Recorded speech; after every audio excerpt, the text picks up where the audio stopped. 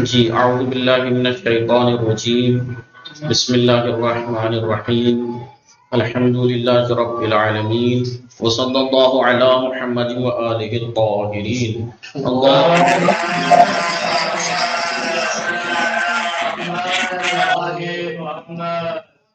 السلام علیکم ورحمۃ اللہ وبرکاتہ۔ وعلیکم السلام خیریت سے آپ سب لوگ ٹھیک ہیں؟ الحمدللہ آپ بتائیں۔ جون، غازی، علی اقبال، جوہر، عدنان، وقار، وسیم، آپ لوگ ٹھیک ہیں؟ آغیون و خانم، ہاں آپ بھی سب ٹھیک ہیں؟ عرشی، زہرا، گلشن زہرا، حصہ زہرا، بنت الہدا، صدف، فاطمہ، سحر، حسن اور شفا بطولہ، آپ لوگ ٹھیک ہیں؟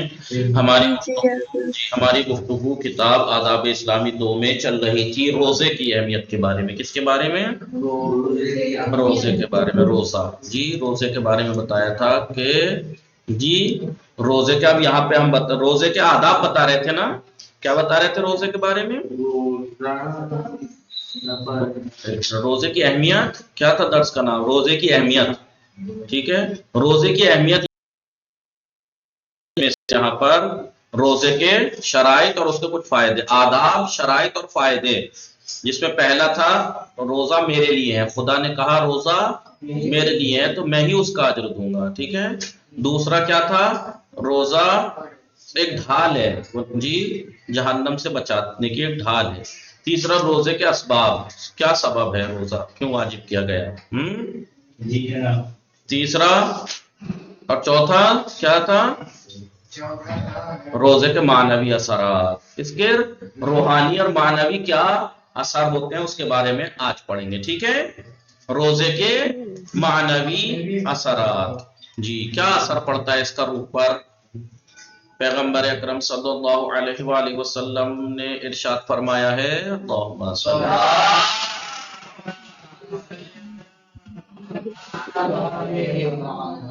نوم الصائم عبادت، روزے دار کا سونا، روزے دار کا سونا عبادت ہے۔ وَنَفْسُهُ تَسْبِیحٌ، اور اس کا سانس تسبیح ہے۔ اب وہ جتنے بھی سانس لے گا پورے دن روزے کی حالت میں، وہ سب تسبیح کر رہا ہے، گویا کہ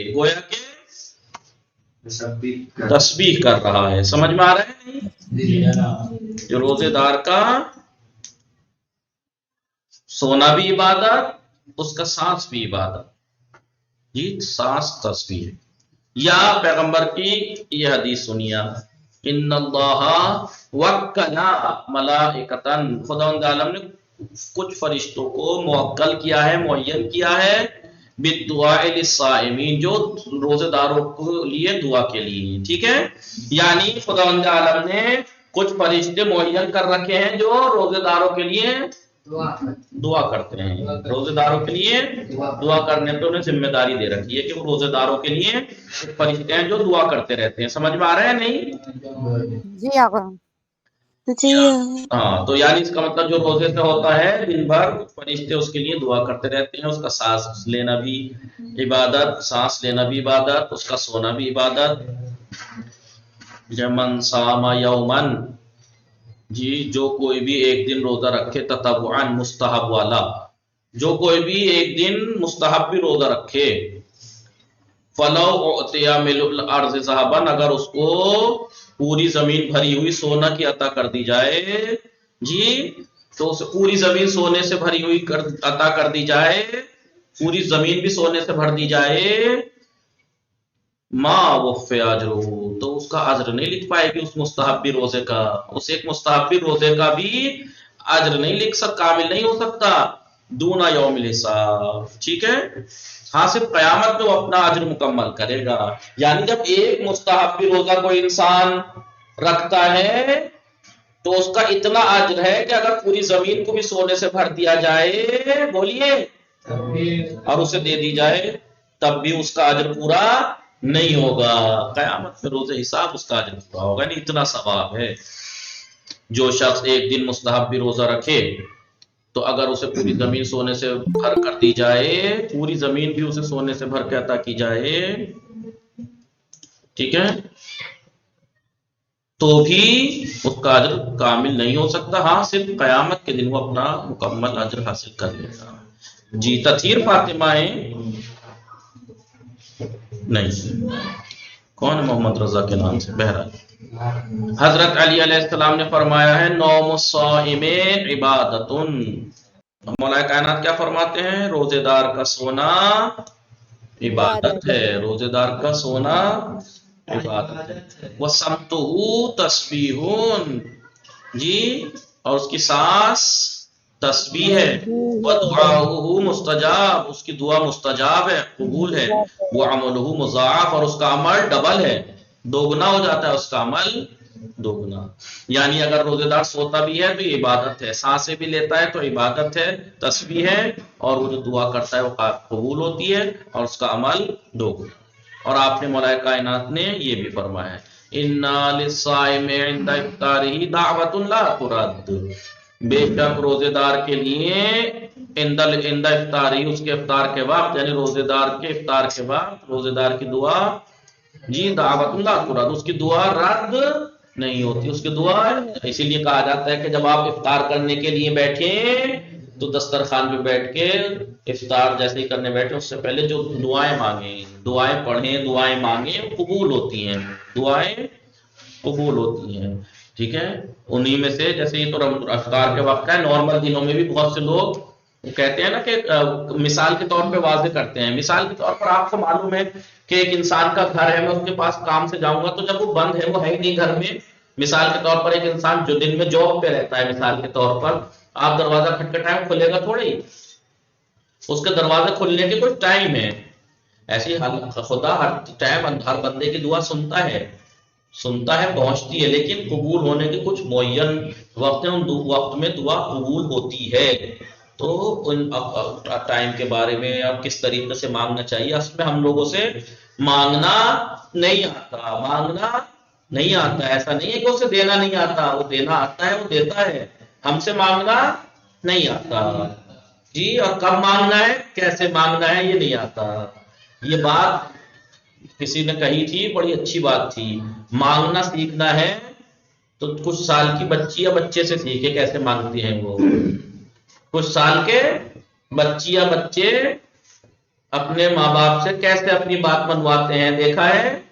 وہ مانگیں گے، وہ لکھیں گے، پھر بار بار مانگیں گے، پھر روئیں گے، رو کے دکھائیں گے، مظلوم دکھائیں گے اپنے آپ کو، جی مجھے چاکلیٹ چاہیے، وہ روئے گے بچی، وہ اپنی بات منوا کے چھوڑے گی. ہاتھوں ہاتھ مان جائے تو نہ مانے تو پھر رونے کا طریقہ اس پہ آتا ہے. اس لیے کہتے ہیں گڑ گڑانا آنا چاہیے خدا کے سامنے. کیسے گڑ گڑا کے، ایسے تھوڑی بس رسم ادا ہو گئی، یا اللہ یہ کر دے، اللہ یہ کر دے، وہ اللہ کر دے، اللہ کر دے. یہ کیا ہے، یہ طریقہ ہے؟ بچے کو دیکھا ہے کبھی ماں باپ سے مانگتے ہوئے کیسے مانگتا ہے اپنی چیزیں؟ ایک بچہ دودھ کیسے مانگتا ہے اپنی ماں سے؟ چھوٹا سا بچہ جسے ابھی ہوش بھی نہیں ہے، اسے دودھ مانگنے کا طریقہ دیکھ لیے. پہلے تو ایسے رجھائے گا، وہ کیا کرے گا، رجھائے گا وہ اپنی ماں کو. پھر اس کے بعد وہ ظاہر کرے گا، ہمکے گا کہ اسے پیار آئے، وہ اسے گود میں لے. اور اگر اس پہ بھی نہ مانے تو پھر وہ رو کے دکھائے گا، پھر وہ گڑ گڑائے گا، تڑپے گا، ہاتھ پیر مارے گا. یہ باتیں تو ہم کیسے مانگنا چاہیے بچوں سے سیکھ لیں، جی. لیکن ہم خدا کے سامنے کیا ایسے مانگتے ہیں؟ ایسے جا کے بس رسمی طور پہ نماز کے بعد، یا اللہ دشمنوں کو نابود فرما، یا اللہ ہماری اصلاح فرما، یا اللہ ہماری مشکلیں حل فرما. یہ تھوڑی دیکھیے کیسے تڑپ کے، یا اللہ میں کہاں جاؤں، کون ہے میرا تیرے علاوہ، میرا تو کوئی سہارا ہی نہیں ہے. تو مجھے کیسے چھوڑ سکتا ہے، تو میرا خالق ہے، میں گنہگار ہوں لیکن تیرا ہی ہوں، لیکن تو میرے پروردگار مجھے اکیلا کیوں چھوڑ. تڑپ کے گڑ گڑا کے ایسی باتیں ادا کیجئے. دیکھیے بچے کیسے منواتے ہیں اپنی بات، ٹھیک ہے. تو پھر بتائیے جب اس طریقے سے مانگیں گے کیسے پوری نہیں ہوگی دعا. آپ دیکھیے معصومین کو دیکھیے کیسے دعائیں مانگتے تھے، کیسے دعائیں پڑھتے تھے.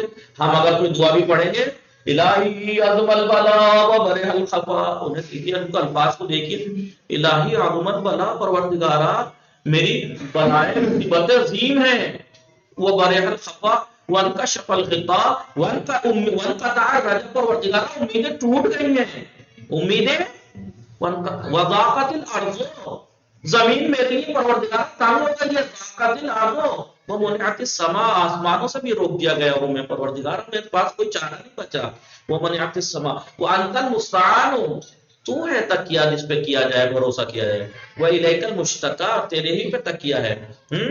ٹھیک ہے، سمجھ میں آ رہا ہے؟ جی جی سمجھ میں آیا؟ الہی ہمیں پتہ ہی نہیں ہم کیا کہہ رہے ہیں، پتہ ہی نہیں ہے، ورنہ آپ دعاؤں کو اگر دیکھیں اور جیسا وہ الفاظ ہیں اسی الفاظ جیسا ہم اپنا حلیہ بنائیں تو کیوں دعا قبول نہیں ہوگی؟ اور وہ بھی معصومین کے الفاظ ہیں دعائیں تو۔ جی جب انسان مصیبتوں میں چاروں طرف سے گرفتار ہو، کوئی چارہ نظر نہ آ رہا ہو، اسی لیے تو اسے دعائیں کیا کہا گیا ہے؟ دعائیں حاجت کہا گیا ہے۔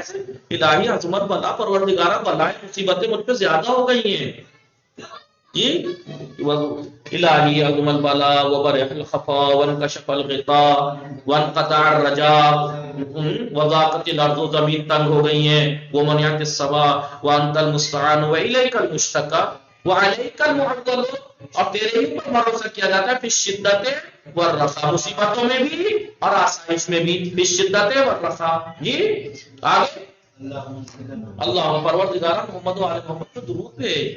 پھر کون؟ محمد والے محمد، اولی الامر الذین فرضت علیہم، جن کو وہ صاحبان امر جن کی اطاعت نے ہم پر فرض کی ہے۔ پھر ان کا واسطہ دیکھیں تو مانگنے کا طریقہ تو ہمیں 2 سال کے، 1 سال کے، 6 مہینے کے بچوں سے سیکھنا چاہیے، کیسے منواتا ہے اپنی ماں سے اپنی بات۔ وہ بول بھی نہیں سکتا لیکن سمجھا دیتا ہے اپنی ماں کو کہ مجھے کیا چاہیے، وہ اپنی ماں کو سمجھا دیتا ہے مجھے کیا تکلیف ہے، پیٹ میں درد ہے میرے، یا کچھ اور سر میں درد ہے، کچھ گلے کچھ اور، دیکھیے ماں سمجھ جاتی ہے۔ چھوٹے سے بچے کو دیکھ کے آپ نہیں سمجھیں گے کہ پیٹ کے درد کی وجہ سے رو رہا ہے یا کسی اور درد کی وجہ سے رو رہا ہے، نہیں سمجھ سکتے آپ۔ ماں کو سمجھا دیتا ہے وہ کہ یہ درد جو ہے وہ اس وجہ سے ہو رہا ہے کیونکہ گرمی میں گرمی زیادہ تھی، ڈائپر بدے کافی ٹائم ہو گیا، اس کی رانیں چھل گئی ہیں، اس کے چھل گیا ہے، جسے کہتے ہیں دانے دانے ہو گئے، رونے سے سمجھا دے گا، آپ نہیں سمجھے گا، ماں سمجھ جائے گی کہ اس کے ڈائپر کی وجہ سے پرابلم آ رہی ہے، وہ اتار کے اس کو صحیح کرے گی، پھر کریم لگائے گی، کیا کرے گی، وہ رونے سے بتا دے گا کہ اس کے پیٹ میں گیس ہے، اس درد سے رو رہا ہے، یہ وہ سمجھا دیتا ہے۔ وہ ماں جو ایک بے زبان کی بات سمجھ جاتی ہے تو وہ خالق کائنات سے مانگنے کا طریقہ تو آئے، وہ نہیں سمجھے گا کہ آپ کیا چاہ رہے ہیں، میرے بندے کو کیا ضرورت ہے، مانگنے کے لیے تو بیٹھی ہے، وہ مانگ دینے کے لیے بیٹھا ہے۔ خاص وقت دیکھیے اذان کا وقت، جب دونوں ٹائم مل رہے ہوں، کہتے ہیں جب اذان کا وقت ہو، اذان ہونے والی ہو، وہ قبولیت دعا کا بہترین وقت ہے۔ آپ اذان کا واسطہ دے کے اہل بیت کا مانگنے کا طریقہ تو آئے، لگے تو کیا غریب مسکین، ایک غریب کیسے مانگتا ہے، دیکھا ہے کبھی سڑکوں پہ غریب کو مانگتے ہوئے؟ اس طریقے سے مانگتا ہے کہ نہ چاہتے ہوئے بھی آدمی کا دل پگھل جاتا ہے اس کی حالت، مانگنے کی حالت دیکھ کے۔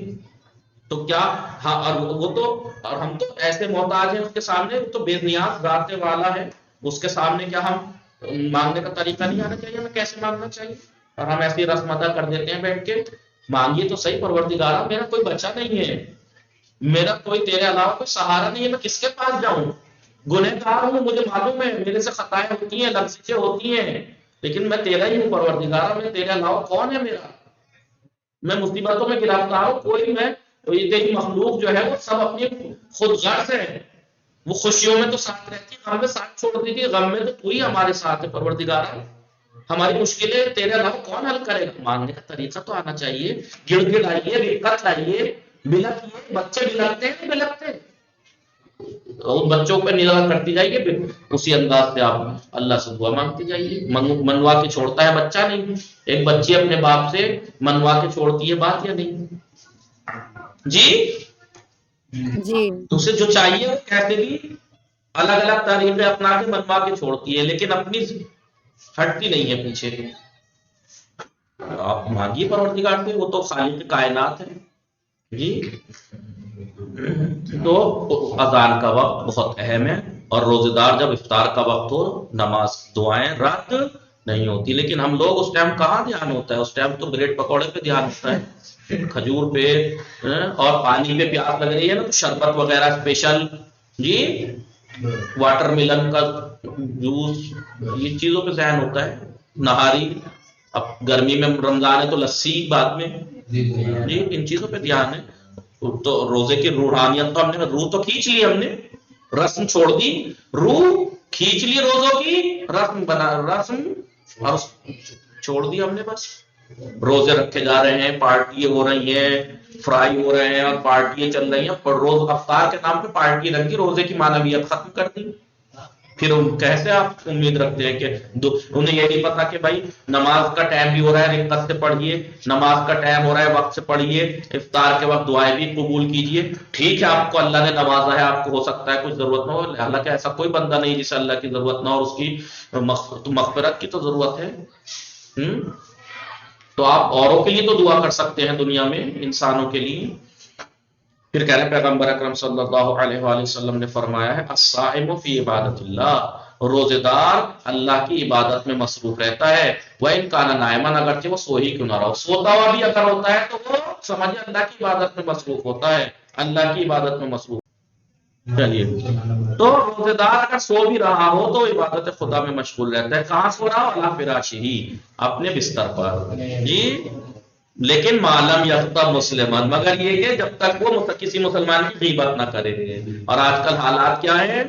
روزے دار ہیں، روزے میں اچھے خاصے 9 10 11 بجے اٹھیں گی اور اٹھیں گے، عورتیں زیادہ کیونکہ یہ چیزیں ان میں زیادہ ہیں، وہ ایک دوسرے کے گھر جا کے بیٹھ جائیں گی، پھر غیبتیں ہوں گی، ٹائم پاس کے نام پہ غیبتیں ہوں گی. انہیں یہ نہیں پتا کہ ہم روزے سے ہیں. جی، اور غیبت تو کہ ویسے بھی جائز نہیں ہے، تو روزے میں کیسے جائز ہو جائے گی؟ روزے میں تو اور خطرناک ہے. اس لیے کہتے ہیں کہ آپ اس سے بہتر ہے سو جاؤ، کم سے کم گناہ تو نہیں کرو گے. جی، ارے بولیے بھائی، کوئی جی جی تو اسی لیے روزہ کا ذمہ دار کا سونا بھی عبادت ہے، لیکن وہ جاگنا کس کام کا جس میں غیبتیں ہوں. تو یہ کہنا روزے دار عبادت الہی میں مشغول ہے، چاہے وہ بستر ہی پر سو ہی کیوں نہ رہا. حدیث کاٹ دیا، ترجمہ یہاں غلط ہو، کٹ گیا ہے، بشرطی کہ کسی مسلمان کی غیبت نہ کرے. ٹھیک ہے؟ جی پوری بات لکھیے. ہاں، تو اس میں پی ڈی ایف میں آدھی لائن شاید مس ہو گئی ہوگی بیچ سے. نمبر 5، روزے کی حد کیا ہے؟ روزے کی حد کیا ہے؟ امام جعفر صادق علیہ السلام کا ارشاد ہے لیس الصیام من الطعام والشراب اللہ یأکل الانسان ولا یشرب فقط. روزہ صرف کھانے پینے سے بچنے کا نام نہیں ہے کہ کھانے پینے سے بچ لیے یہ روزہ ہے. جی، انسان ٹھیک ہے، انسان صرف کھانا پینا چھوڑ دے یہی روزہ نہیں ہے. ولیکن نہ، بلکہ کیا ہے؟ اذا سمتا، جب وہ روزہ رکھے تو اس کا روزہ سمعوں کا، تمہارے کانوں کا بھی روزہ ہو، وہ بصروں کا، تمہاری نگاہوں کا بھی روزہ ہو، وہ لسانوں کا، تمہاری زبان کا بھی، وہ بطنوں کا، تمہارے پیٹ کا بھی، وہ فرجوں کا، تمہاری شرمگاہ کا بھی روزہ ہو. واحفظ یدک کا، وہ حفاظت کرو اپنے ہاتھ کا، ہاتھ کی حفاظت کرو، اپنی شرمگاہ کی. زیادہ خاموش رہو مگر یہ کہ خیر کے لیے بولو. سمجھ میں آیا ہے نہیں؟ اور اپنے خادموں کے ساتھ ورفق، نرمی سے پیش آؤ بخادمے کا. سمجھ میں آیا؟ روزے کا نام یہ نہیں ہے کہ بس کھانا پینا چھوڑ دیا روزہ ہو گیا اور اپنا زبان سے غیبتیں کرتے پھر رہے ہیں، ہاتھوں سے کسی کا ناجائز مال چھینتے پھر رہے ہیں، کانوں سے غیبتیں سنتے پھر رہے ہیں، آنکھوں سے جاسوسی کرتے پھر رہے ہیں، عیب تلاش کرتے پھر رہے ہیں. سمجھ میں آ رہا ہے نہیں؟ جی آنکھوں کا روزہ کیا ہے؟ کہ انہیں کسی کے عیب نہ تلاش کرتے پھرو، دیکھتے پھرو، غلط جگہ نگاہ نہ اٹھاتے پھرو. کانوں کا غلط جگہ سنتے مت پھرو، منہ کا الٹا سیدھا بولتے مت پھرو کسی کو. روزہ صرف کھانے پینے سے پرہیز کا نام نہیں ہے. اور ہمارے یہاں کیا ہوتا ہے؟ بس صرف کھانا پینا چھوڑ کے سمجھتے ہیں روزے سے ہیں ہم.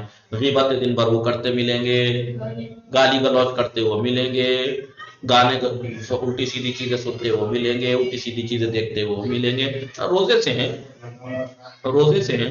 جی، روزہ صرف کھانے پینے سے پرہیز کا نام نہیں ہے کہ انسان صرف کھانا پینا چھوڑ دے، بلکہ جب تم روزہ رکھو تو پھر تمہارے کان، آنکھ، زبان، پیٹ، شرمگاہ کو بھی روزے دار ہونا چاہیے.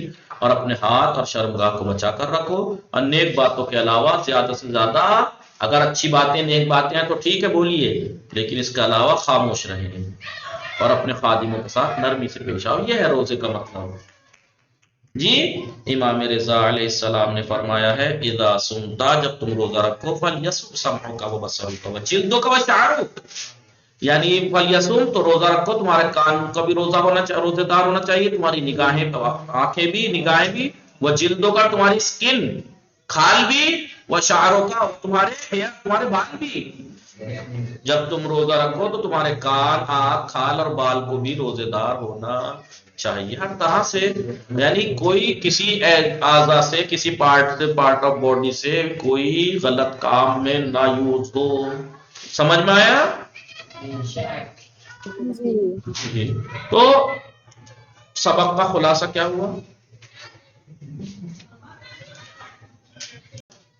جی کیا سبق کا خلاصہ یہ ہوا، اسلام کی ایک اور اہم عبادت کا نام روزہ ہے، کیونکہ ایک مسلمان روزہ رکھ کر اپنی خواہشات نفس، اپنے نفس کی جو خواہشات ہیں اور اپنے ہوس پر غلبہ حاصل کر سکتا ہے، اور اس کے ذریعے اپنی روح کو پاک و پاکیزہ کر سکتا ہے.